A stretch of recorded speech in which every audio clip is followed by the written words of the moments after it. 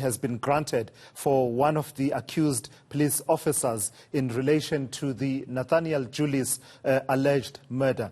ENCA's senior reporter Aviwe Mdila is following the story and joins us now for an update. And Aviwe, it would seem then that what swung it for Voster Netshiongolo was really the magistrate's conclusion that he would not interfere with the investigation.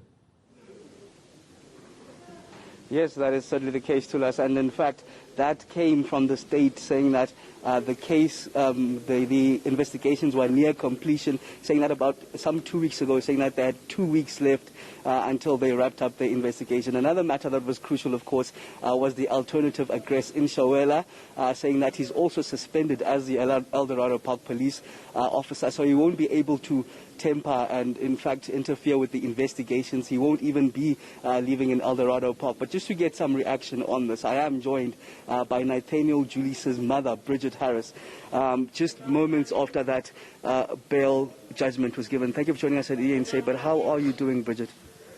I'm not feeling well in this present moment because why? This is not a decision that we wanted. But you know what? My boy's been robbed from me. There's been nothing taken away from them. And yet we're standing here. Bail has been approved.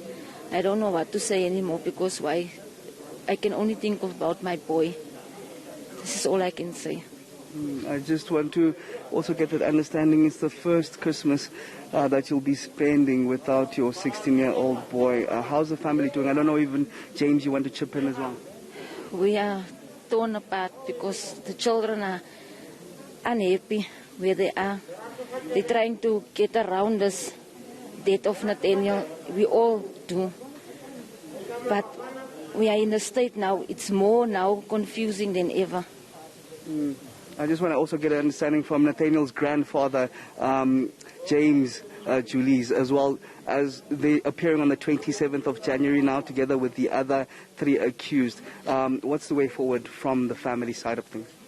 At the moment, it's a very frustrating. It's not frustrating as such. It's really painful for us. This is not a decision that we really expected, but you know the justice system of this country. You get surprised all the time, and I cannot understand as they are saying that Mr. Voster will not tamper with evidences and not temper with and go to the witnesses, but he was the very first one that went to the crime scene and distorted the crime scene on behalf of his friends that was arrested with him. So we don't understand. It's for us as a family. It's painful. It's stressful. We still got a long way to go. We're waiting for the trial to start soon next year. I hope so. I hope it doesn't take another 10 years or 5 years because we know that the justice system, the wheels have come off long time ago. It drags on.